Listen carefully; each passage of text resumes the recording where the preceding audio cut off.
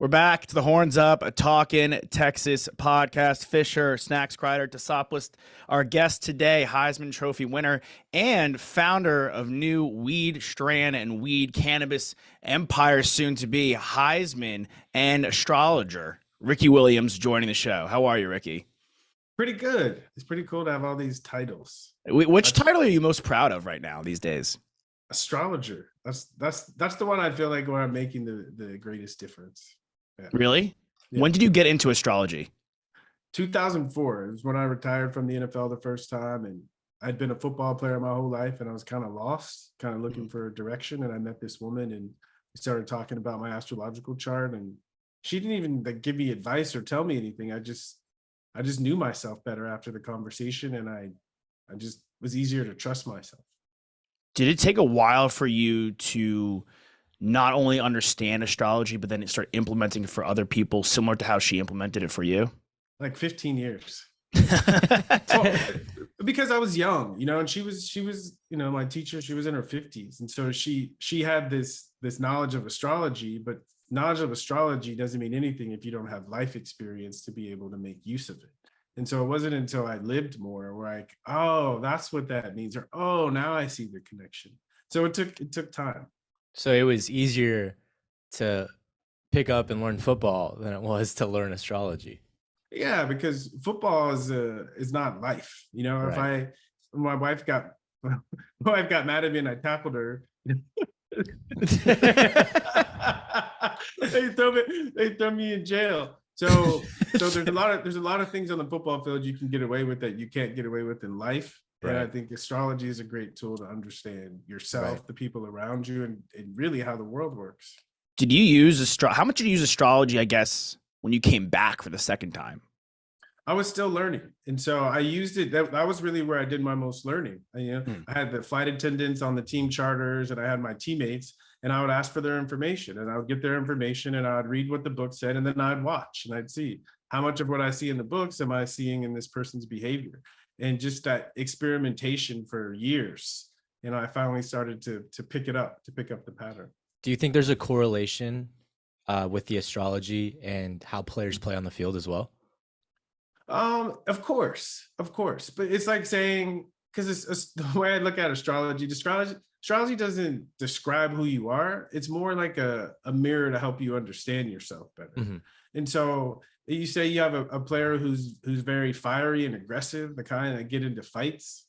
If he understands that about himself, he can channel that aggression and that passion more into the sport and not so much into, getting in fights with his teammates. And I had a teammate like that, Brandon Marshall, and it wasn't astrology, but he started seeing a therapist and understanding himself better. And when he did, he was able to direct that anger into places where it would get him paid, not get him fined. Yeah. I mean, it's interesting. You see B. Marsh. I mean, we saw him at the Super Bowl. He was down there, and the kind of doing great things with I Am Athlete. Yeah, exactly. The kind of person he is with I Am Athlete versus the kind of player he was perceived as is almost like yin and yang, an opposite. Yeah, that's the beauty of it. I think the purpose of life is to grow. And we all start off naturally good at certain things, and we all start off naturally not very good at certain things. And I think the quality of our life is how we attend to the things that we're not so good at. Do we get better, or do we lean into our gifts and abuse people with our vices? Are there guys in the league right now, or guys that you played with, that you're doing readings for consistently? Not yet, but I just found out that Austin Eckler is really into astrology. Right down the street. Right, yeah. Another guy down the street, dude. Exactly. So we're supposed to connect in the next week or so. And it's I find when people come to astrology when they're lost. And most football players during their careers are not lost. They know exactly what they want to be doing and how they're doing it. Where I talk to a lot of guys is when they're trying to make the transition, because when you've been a football player your whole life, most of us don't even know who else, what else we have in there.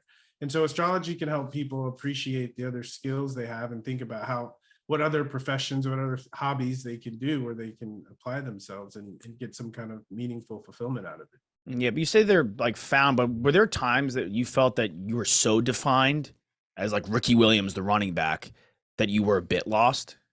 Of course. when the definition fits, you feel found. But when the definition doesn't fit anymore, that's when you start to feel lost. And for so much of my life, I put so much energy into being Ricky Williams, a football player, and I mastered that, and the biggest mistake I made was I didn't ask what's next. I kept trying to follow a dream that didn't have any juice in it left for me. Yeah. And a new dream you have is Heisman. How'd that start? What made you really want to lean into making it a bigger brand? And you talk about like Austin Eckler, maybe incorporating him into some readings, like Alex was saying, with players. Are there players that you're looking to incorporate into that brand with you? 100%. I know I'm an old washed up running back, and it's an authentic story around cannabis, but if it's just me pushing it, it's not going to work. And I think I was a pioneer of the honest football player stoner, because there's a lot of athletes out there that are stoners, but because of the stigma, everyone's afraid to come and share their story. And so, I think I shared my story and I lived to tell about it. So hopefully it's creating a safer place for other athletes to just be honest, because there's so many athletes. And this is why I launched the brand, is because when I got in trouble with the NFL, there were no stories. There were no uplifting, positive cannabis stories. They were all negative stories. And what I actually lived is a positive one. And so I found for all the athletes, the young guys out there that are coming up, like, they need role models. And so I said, I need to get my story out there so people know that you can smoke weed and still be the best. And not only that, you can smoke weed and it can help you become a better person, a better athlete, and better at whatever you want to do. Nobody's talking about that. No, nobody is. Were you, like, while you were playing, did you feel really, really isolated in those circumstances as someone who wanted to talk openly about it, while multitudes of guys were using and continue to do that and find benefit in it, of course? But I feel like, just a tangent here a little bit, like, I feel like the only people that are outwardly talking about it are the rule setters, as opposed to the people that are in the locker rooms and actually can find the benefit of it. Did you find that, like, you felt isolated while you were going through that experience? I felt isolated pretty much my whole time in the NFL, because this conversation is just one example, but the deeper conversation is really a conversation. Well, the way we talk about it is a conversation of mental health. And in a locker room, it's perfectly fine to talk about how many girls you slept with the night before, right? There's certain conversations that are allowed in the locker room, but there's certain conversations, certain things you're not supposed to talk about. And I felt alienated because the things I like to think about and talk about are these things. I like to talk about how I feel. I like to talk about how something made me feel. I like to ask people about how they feel. That's just who I am. But in the locker room, that wasn't allowed. And even consuming cannabis, when I consume cannabis, I'm more in touch with how I feel. So it's easier to access how I feel, and it's easier to talk about it. And I think if guys, football players, if we had an easier time accessing how we feel about things, and it was easier for us to talk about them, we'd be better football players, because we wouldn't have so much stuff pent up inside. Yeah, I think, like, at least with natural, like, cannabis, mushrooms and stuff like that, I think people really that don't use, like you're saying, the rule setters don't have a good understanding of what it can do to you. It sometimes, like we've discussed, it's like it heightens your emotions a little bit. Do for you more. Exactly. Yeah. It makes you more aware of yourself. Yeah. So if you are soul searching and you don't have a great understanding of yourself, or like a good footing of yourself, it could open some doors. Well, add a new perspective. Yeah. You said it. You guys nailed it. This is exactly. Well, talk to us a little about what it does for guys who are maybe coming off injuries, right? Rehabbing, and even guys who have experienced, concussions, like Tua Tagovailoa. Like, if he were to be treating himself whatsoever with cannabis, like, would there be some positives there for that? Well, yeah, this is a deeper question, because, there's a lot of talk and a lot of the research is done on cannabis and physical wellness, healing, especially brain trauma. But my experience, it's really mental, and there's definitely a connection. Someone who feels defeated because they keep getting hurt, their bodies are going to heal much more slowly. Someone who has a more positive attitude and is excited to get back on the field, right? That positive attitude allows their body to recover much faster. And my first experience where I realized there was something to cannabis is I had a really bad game my senior year, like 2 really bad games, and I thought, for all intents and purposes, I was out of the Heisman race. And And I was going, and I came back my senior year for all of that. So my life, I felt like the world was in me, and my roommate was like, he's like, you need to chill. And he brought out his bong and he had me take a couple of hits. And that night I stopped obsessing about how shitty I played and I started thinking about how much better I can play. And the next 2 weeks I had back-to-back 300-yard rushing games. And I realized how important our attitude is. And if we let difficult circumstances, adversity beat us up, it creates a loop and we get stuck in it. But if we can shake it off and be more hopeful and then put the effort in to accomplish the things that we're hopeful about, things change. Such a unique perspective. Like, I'd imagine people would be in that situation as an athlete, like we're saying, like, you don't set the rules. So there is some like, oh my God, am I doing the right thing smoking weed? So it takes like an extra barrier to kind of break through and be like, okay, like it's okay that I'm doing this and it's helping me, and realizing that help and viewing it as a good, positive thing. And we've seen like athletes time and time again, like a Josh Gordon, right? Like obviously you were one of the pioneers, but Josh Gordon's one of the, when people like of our generation think of marijuana in the NFL, it's pretty synonymous with Josh Gordon because he was a guy who got hit on, hurt a lot from that, quite frankly. A whole lot. Yeah. And the sad part about it is, the NFL says the drug policy is to take care of the players, but it's not. It's punitive and it's ruined a lot of guys' life. Right. And I think they're not suspending players anymore and they're changing their attitude. And I think that's great for the sport, and I think it's great for the world.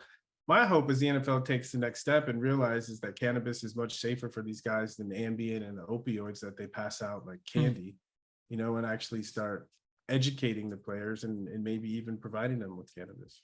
So I think part of that Heisman cannabis. Providing specifically, them with, right? One strain, one brand in particular. But I think there's so clearly like a disconnect. Even the way that, like, if you mock people that are making fun of kids for smoking weed or teenagers or college kids like we did at UT, which we certainly did smoke weed at UT, like so much, like, but like the way that we think about how people mock it is like the old man being like, oh, you kids are smoking pot. Like, and I think that there's such a disconnect between like calling it one thing and then understanding like what it really is, and that there are multiple strands that do multiple different things. Like it's not just ripping a bong and then you get high and then you get the munchies. Like that's not all there is to it. And I think that like there's such a lack of understanding, and it's great that you're providing so much of that context for people with the strain and with the brand.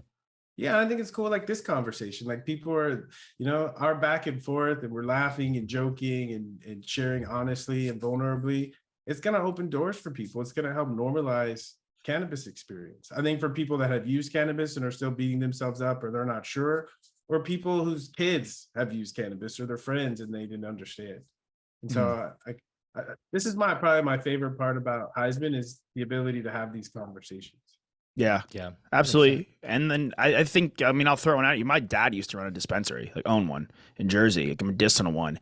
And he was one of the people that was like, all right, this is just like a cash cow type thing. Am I going to just like cash this check one day? And then he actually heard from the patients, and there was a guy that was like our age, like in his 20s, who couldn't go out. He couldn't go out in public and couldn't go on dates because he'd have to go to the bathroom literally like 20 times a day. And then he started smoking weed and started using their products. And then it reduced it to like 1 or 2 times a day, like a normal person. He was able to have a life. I hear that story over and over again. People get into it for the money and then they actually start to connect to the patients and it transforms them. They realize that they didn't mean to do it, but they're doing something helpful and it feels good. Yeah. Yeah. You talked earlier in the show a little bit about that senior season. What enticed you to come back for your senior season? Greatness. When I was growing up, I didn't have aspirations to be a professional football player. I wanted the college football experience. A baseball player. I wanted to be a baseball player. Yeah, but I wanted the college football experience, and that's why I chose Texas. So I came to Austin on my recruiting trip, and we're out at 6th Street, and some girl like recognized me, and I was like, "Wow, someone recognizes a high school kid from California. I'm coming to school here." And I had the most. I tell people my time in Austin, the best 4 years of my life, because it was the epitome of college football, and I had an opportunity to be the all-time leading rusher in college football history at the University of Texas. you know, I saw that it was possible, and I couldn't pass up that opportunity. You wanted that statue. I wanted that statue. Yeah, Exactly. yeah. Well, I mean, I'm from San Diego myself, and also going to Texas just like you. I always wondered what enticed you to, to come to Austin from San Diego. But once you get to Austin, you start to realize that it's the San Diego of California, or sorry, of Texas. Yeah. So when I came on my recruiting trip, it was December 17th, and it was 73 degrees in Austin. And I was like, it took me around. It took me around Town Lake. I was sold. Yeah. Took me to the hill country. I was like, I love this. What was like Earl Campbell like? What were some of the other, some of your predecessors like, when you were inching towards those records? Were they happy for you? Were they, in your ear? Were they kind of like, staying out of your way and letting you do your thing? I was at Texas for a long time, and so they saw it coming. And so I think it was it was easier to prepare for. One of my best friends in the whole world is Earl Campbell.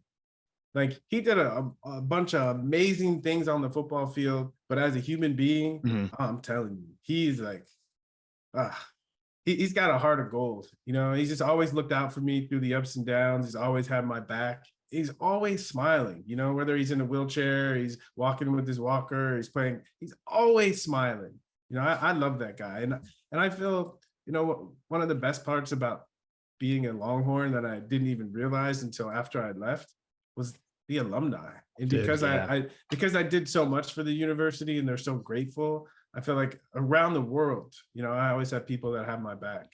Yeah, well, I mean, we didn't have the impact on the university like you did, but that's partially why we were so enticed to start this show, right? Horns Up Talking Texas, because we feel so embodied by the university, and to just give back to the alumni, the fans, and give people great interviews like yourself and all the other people that have come before you on this show. Like, we felt like this was a great opportunity to reconnect, with the famous alumni and people that, want to hear from you. That's great. And also my education, like that's a whole nother piece. You went back, right? Yeah. So, when I left Texas as a senior, I think I had completed 60 hours. Right. I think I'm far enough where I can't get in trouble for that. But school wasn't a priority. Football was. But after I retired from the NFL, school became the priority. And I was happy to go back to Texas, and it took me 2.5 years as a full-time student to finally earn my degree. But I'm utilizing my education on a daily basis. And it's actually just as valuable as everything I did in the NFL.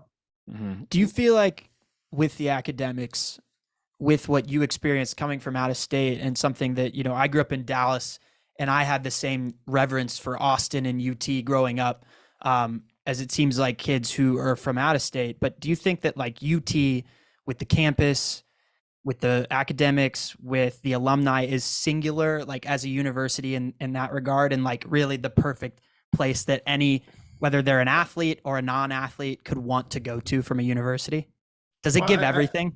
I think you have to, yeah, but I think pretty much every state, for maybe Wyoming, oh my God, and New Mexico and Alaska, I think pretty much every state gives you, like, has that university. Okay. But I'll say what's different is that there's something different about the state of Texas. That's my experience coming from San Diego also. I was offered to every school in the country. And so I was looking for, where can I have the best college football experience? And something about Texas and how they love football and how they love themselves. And I don't mean that in a negative way, but I feel like I'm an honorary Texan, and I definitely was treated that way. And when I broke the record and won the Heisman, I was proud of myself and my teammates, but the greatest joy was that I did something for the Longhorn family because of what the Longhorn family gave to me. So when in my freshman year, I remember I couldn't wear enough burnt orange. I'm sure I was going to the co-op like every other day to get new gear. And I just was in love with the logo. I was in love with the Longhorn, Yeah. And I think it made an impression on me, and it inspired me to be great.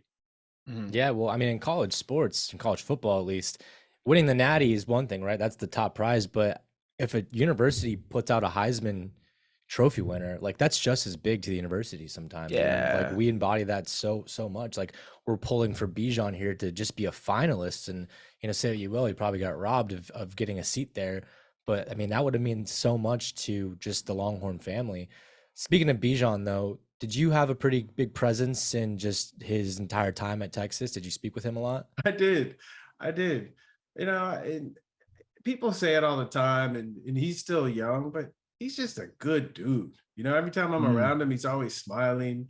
Even when he got hurt and he was going through difficult, always smiling.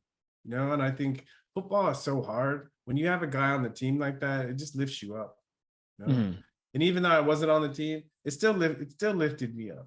And I got a chance to see him. The Doak Walker Award ceremony was this past weekend in Dallas, and I got a chance to hang out with him and Deontay and Earl. Wish Cedric could have been there, but it was a wonderful time. And as we all like sat around the table and talked to each other, it was this rich fraternity, and I feel so honored. And as an older guy, when I see the young guys come through, these past 3 years watching Bijan run, it's been awesome. Yeah. Did you talk to him at all about life outside of football? Because again, like at the top of this show, we really focused on Heisman and then astrology. Is that important? Not only just maybe Bijan, but other players, young guys on the team, when you talk to them, talking about life outside of football? It's the most important thing, because they hear about life in football all day long. And so much where I think even when I was in their place, I didn't even know that there's life outside of football. And so I think to be someone that they look up to and respect, and to prioritize life outside of football, I think it sends a powerful message. And what I tell them is, I say, even if you're Tom Brady, and you play for 20 something years, right, you're still going to have half of your life after football. And if you're not thinking about what you want to do in that other half, right, you're going to be late on that train. And so I tell them, I say, think of what you're learning in college and what you have in front of you, as it's always going to be a platform, and to think of how do you want to utilize that platform, and what do you want to do with your life? Because sometimes I think that professional sports and college sports sometimes can be a huge waste of talent. Because we learned so many skills that you need to be successful in life. How to work as a team, how to bounce back from adversity. These are valuable in life. If it's only targeted towards football, these guys are missing opportunities. Yeah, this is somewhat related to what you're saying, but Josh mentioned baseball and that being a passion of yours when you were growing up. I read that you also wrestled. Like, how important do you think it was to play different sports as you grew up, not only to become an excellent football player, but also being an excellent person and striving to be that? Yeah, I think especially sports competition, it makes things difficult. And whenever we deal with difficulty, we grow, or at least we have the opportunity to grow. And I think sports is like forced difficulty, and it's contained, so you can grow and you have coaches, so you have support, and so you can make mistakes, right? You can do things in a context where you can learn much more quickly. You can advance that process. And so I think, because the skills I had to learn as a wrestler, as a baseball player, as a football, were all different, right? But they were all different ways that I was squeezed that forced me to improve, get better. Yeah, a couple more for you, Ricky. On the topic of cannabis use, I mean, we bring up wrestling. Football is an ultimate team sport, but wrestling, swimming, stuff like that are very individualized sports. Yeah. Michael Phelps caught a lot of flack for his cannabis use, but for a sport that's so almost seemingly lonely sometimes, you talk about the mental aspect. Do you think that's even a bigger impact on like an individual sport? So I think the mental impact on an individual sport, and I think it's sport, but it's specifically when you're playing at a certain level, right? I was kind of joking about things I can get away with in football that I can't get away with in my marriage, On the flip side, this is what I miss the most about football. I think the reason people love the NFL so much is because the quality of the product they put on the field. Right. And that quality is not an accident. It's like the rules in a football locker room is you don't make excuses. You don't, right? You have a job to do. You get the job done. If you don't, or the coach says, well, get your ass out of here and we'll get someone here that will, right? And so it's like the pressure forces excellence. Sports is excellence, you know, and that's something that I do try to bring over into my marriage, into my relationship with my kids. Is like, listen, I'm not going to beat you up. There's nothing wrong, you know, but we can always work to get better. You know, we don't need excuses, right? I love it. Jalen Hurts after the Super Bowl, he said, you either win or you learn. See, Yeah, that's great. like we say that Even if in he's a sports, Sooner. yeah, right. We say that, and in sports, if we don't follow it, we get cut, right? But in life, people are always pointing fingers and making excuses. Right. And so, you know, that's something that I'd like to see cross over from the sports world into the real life, is that, you know, we're all playing, right? And we either win or we learn. And if we keep moving like that, we're all going to be good. Love it. So as an astrologer, well, I was gonna have you maybe guess our signs, but we don't need to do that. You have to meet us again. Yeah, when we meet in person, we can do full readings, and we're excited about that. But you were telling us you have an app. Yeah, because as an astrologer, you know, I do hour and a half sessions. I can only do so many sessions, and so I figured, how can I get this information out to more people? And so I created an app, and it's called Lila, Lila. It's on the App Store. We're not on Android yet. But I mentioned earlier, I went back to school and got an education, and I'm using my education in starting a business, and it's been fun. It's a passion project of mine to do what I can to share what I've learned, and I just want to share that with everyone. It's really cool, give people insight into themselves and people in their lives. What would you like if I were a user on the app? Like, what am I getting when I download it and I'm check it out? Yeah, so it's perspective. You know, it's like we all grow up and we get our parents and our friends' perspective of who we are. Yeah. And sometimes it's close, sometimes it's way off. And I found the closest thing to acknowledging the parts of myself that I noticed that no one else can see was astrology. And so, you know, it's this amazing moment when I'm talking to people and I'm looking at a chart, a 2-dimensional diagram, and I'm saying things that they've only thought in their own mind. It like gives them permission to take those thoughts more seriously. Yeah. And so it's kind of like when we were talking about cannabis, it amplifies our internal state so that we can have a better sense of it. And then another thing about astrology, and it has a bad reputation. People talk about prediction, like you can predict what's coming. And astrology doesn't do a great job at predicting what's coming, but it can predict the kinds of questions we're going to face. You know, for an example, like I can see in my chart when it's time to have one of those difficult conversations with my wife. You know, seriously. And it's like, if we're not paying attention, the conversations sneak up on us and we're like, oh, but if we know, right, then we can choose that right time where we know there's something we need to bring up. Right. And it's the only thing you might even forget. Oh, we need to talk about this thing, because the nature is I don't want to talk about it, so I'll keep forgetting. But if I look at Lila and it says, you know, it's time to have a difficult conversation, it's that reminder, and it empowers me to be intentional about having the conversation. Yeah, I mean, I honestly, like, I mean, we're all in relationships. You're married, and sometimes having those difficult conversations, like you're saying with astrology, is a growth point. Like, I don't even call like you call them conversations. Like, I mean, we and my girlfriend, you know, we've been dating for a few months, and now that we've gotten accustomed to each other, we call them discussions. Yeah. Like, hey, like we just like we grow together from this. Yeah. And if you continuously do that, and you're better than when you started, like honestly, these difficult discussions, you know, help a person grow and become better. And like having just like not sneak up on you, but having a wherewithal to get in the right state of mind so you can, you know, be the best partner you can be. And this is just using the example is great on this app. That's why I created it. That's exactly why I created it. My wife and I started studying astrology together, and we were able to have these kinds of discussions in ways that blew both of our minds. And we were like, we got to help other people with this. And so we created Lila. I love it. What, just one last thing. What do you say to people when they go, I don't believe in astrology, I think it's bullshit? What do you say to that? Yeah. I smile and I say, have you ever studied it at all?